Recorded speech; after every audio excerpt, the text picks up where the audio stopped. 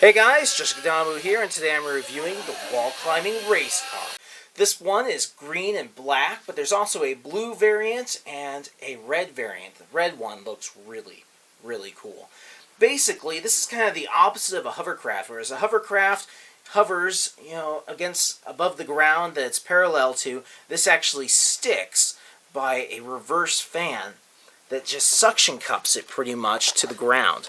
It does it to the floor, it does it to walls, it does it to the ceiling. We'll talk about that more in the end of the video. There's a little on switch back here. It's got little lights. So when it backs up, it lights up. When it drives forward, it has lights. It says Nuke on the side. Got a cool little fin here in the back. It's very, very lightweight. There's not a lot in it. So it's a pretty simple mechanism, but does things that normal race cars can't do. And you can literally drive your parents up the wall by driving this on the wall. It's just a lot of fun. I took this to a party here recently and had a lot of fun with it.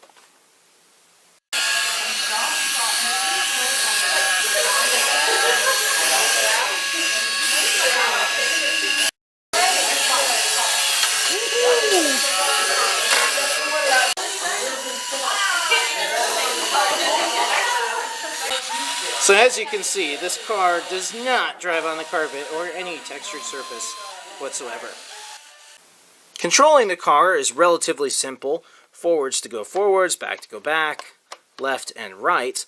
This here is for giving a little bit of control to the car, for adding a little finesse to it. However, I found that I didn't see much difference between this. Because the car is suctioned to the wall, and only this wheel and this wheel in the back turn, the other two are just for show, it can be rather hard to control. And so it tends to turn and wiggle and, things like that.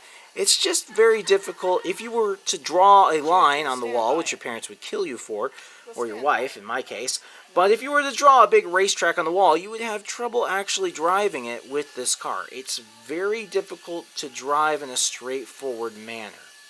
However, it completely fulfills its gimmick of driving on the wall. Alright, time to put it on the ceiling.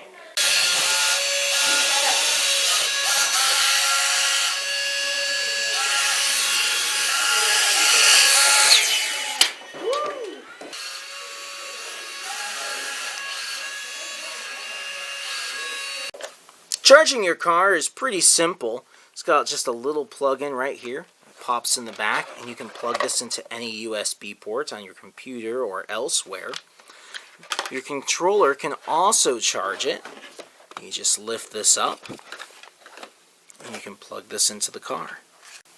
As far as batteries go, the car has a built-in battery that you can plug in, as I before mentioned, into any USB port or into the controller itself, which always makes it really simple. I love how you can actually store the car inside the controller.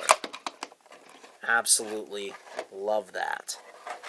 You're going to need 5 AA batteries for this big boy, which is kind of a lot of batteries, but it does the job and it successfully recharges the car. So ultimately, my opinion of this vehicle is a little bit of a mixed bag. On one hand, it drives on the walls, and that makes it absolutely unique and absolutely amazing, and how cool is that? It'll even drive on your ceiling. However, it is very imperfect at being able to be driven, in that driving in a straight line is very, very difficult. I could not really figure out, you're kind of driving forwards and turning, and driving forwards and turning, and driving forwards and turning, just to try and make it drive in some reasonable fashion. So you can have 3 of these cars racing each other at the same time. 3 different controllers, 3 different cars. But I don't know how you would race for each other if you can't control the cars well enough. And so that, it really needs some perfection there. As a gimmick, it absolutely fulfills the gimmick, but for racing, I don't know. Now, it does drive on the ceiling, which is absolutely cool. However, as you saw in the video, anytime there's an imperfection in the wall, in the ceiling, and especially the ceiling, the car will drop. For the wall, it has something kind of sort of catch on to, but when you're driving on the ceiling, you hit an imperfection in the ceiling, you're going down. And ultimately, that caused us to lose one of the lights. One of the LED lights went out from it falling from the ceiling so many times. It just wasn't a perfect ceiling. But, yeah, it's cool. It does what it says it does.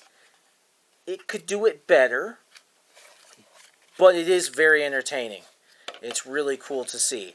But if you're counting on racing another one on the wall, that's just not going to happen very well. It's just not going to happen because it's too hard to control. But absolutely fun for being a gimmick car. Well, I hope you enjoyed the review. If you like this item, you can get it at the SGILE Amazon store, and there's a link and a code down below to save you money on this item for a limited time.